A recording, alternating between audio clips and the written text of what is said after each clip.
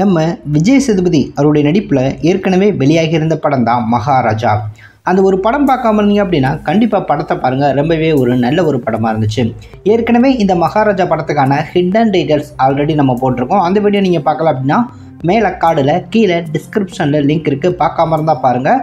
இப்போது மகாராஜா படத்தில் இருக்கக்கூடிய ஒரு சில மிஸ்டேக் என்னென்ன அப்படின்றத இந்த வீடியோவில் பார்த்துடலாம். மிஸ்டேக் அப்படின்றது ஜஸ்ட் ஃபார் ஒரு என்டர்டெயின்மெண்ட், அவ்வளவுதான்.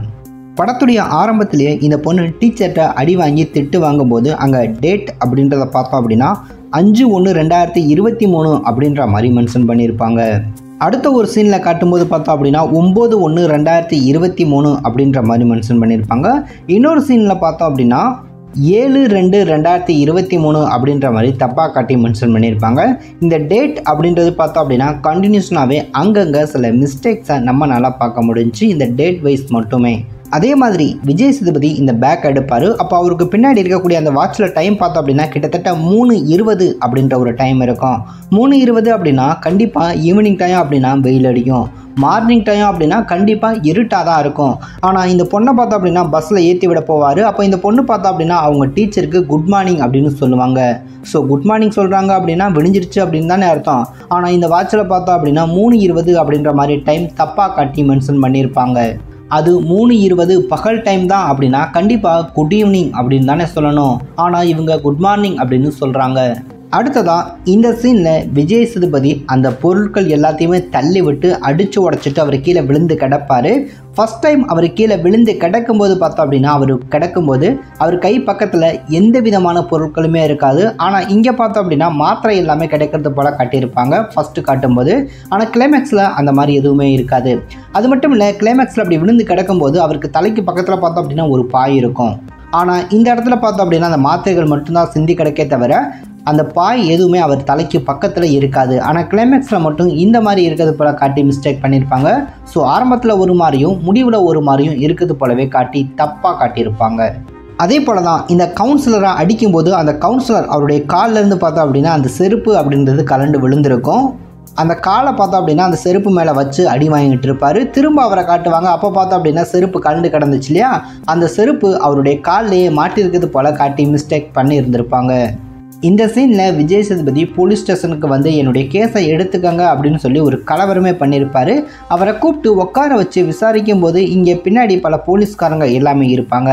அப்போது இந்த திருடனுக்கு பக்கத்தில் அந்த போலீஸ்காரர் நிற்பார். ஒரு கையில் ஒரு விளக்கமாறு வச்சுருப்பார். அதுக்கு பக்கத்தில் பார்த்தோம் அப்படின்னா ஒரு வாளி இருக்கும். ஆனால் இந்த அடுத்த ஒரு ஃப்ரேமில் காட்டும்போது பார்த்தோம் அப்படின்னா அங்கே இருந்த வாளி இருக்காது, அவர் கையில் இருந்த விளக்கமாறும் இருக்காது, கூட்ட போயிருப்பார் போல இருக்கு. ஆனால் அவர் மட்டும் இருப்பார், கையில் விளக்கமாறும் இருக்காது, அவருக்கு முன்னாடி இருந்த அந்த வாளியும் இருக்காது. அடுத்ததான் இந்த ஒரு சீனில் இன்ஸ்பெக்டர் வந்து மகாராஜா அவருடைய வீட்டில் அந்த ஒரு பீரோவை திறந்து அந்த ஃபோட்டோ எடுப்பார். அந்த குப்பை தட்டியை அப்பாவும் பொண்ணும் வச்சுருக்கிறது போல் இருக்கும்.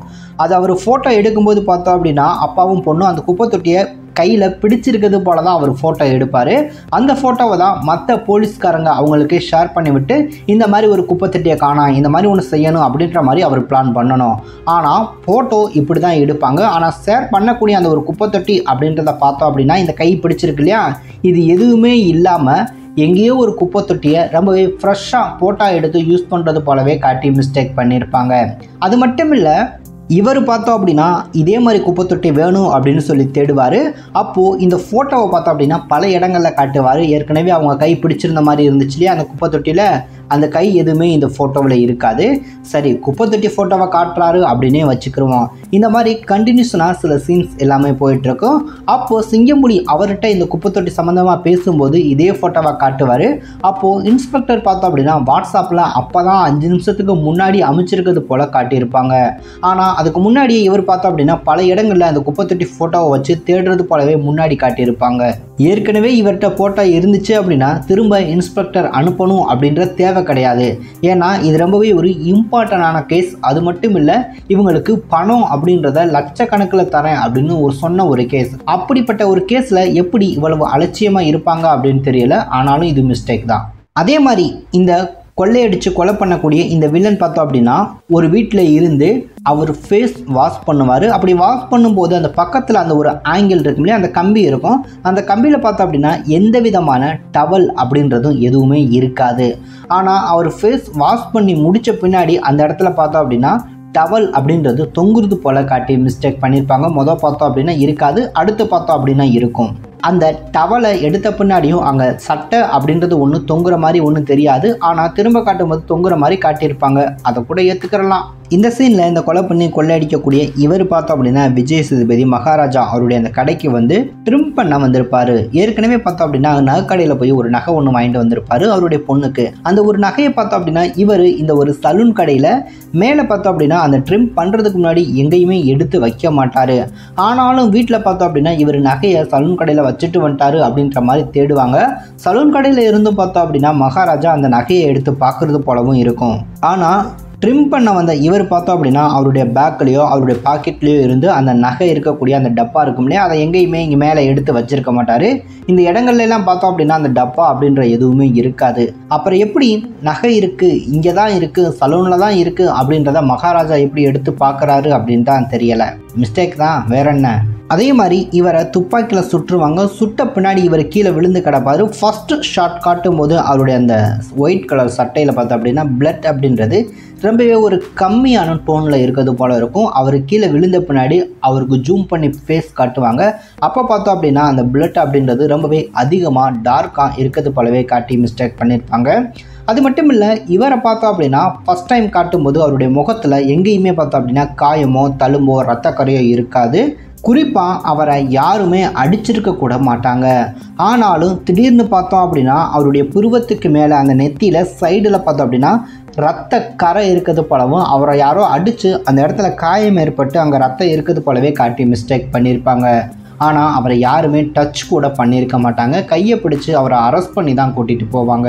அப்புறம் எப்படி இந்த காயம் அப்படின்னு தான் எனக்கு புரியலை. வீரம் படத்தில் மாதிரியே இங்கேயும் ஒரு சம்பவம்.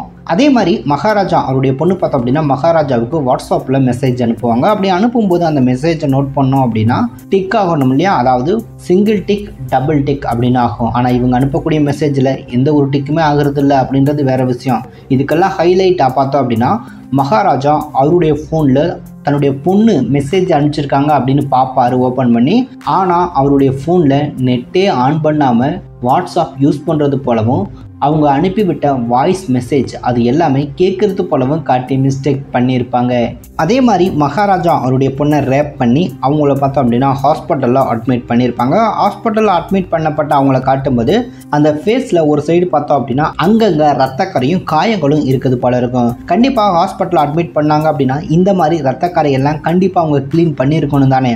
ஆனால் கிளைமேக்ஸ் படம் முடிகிறந்தொட்டிக்கும் இதை பார்த்தோம் அப்படின்னா அவங்க க்ளீன் பண்ணியிருக்கவே மாட்டாங்க. கிளைமேக்ஸ் சீனுக்கு கூட பார்த்தோம் அப்படின்னா இதே போல தான் அப்படியே வந்திருப்பாங்க.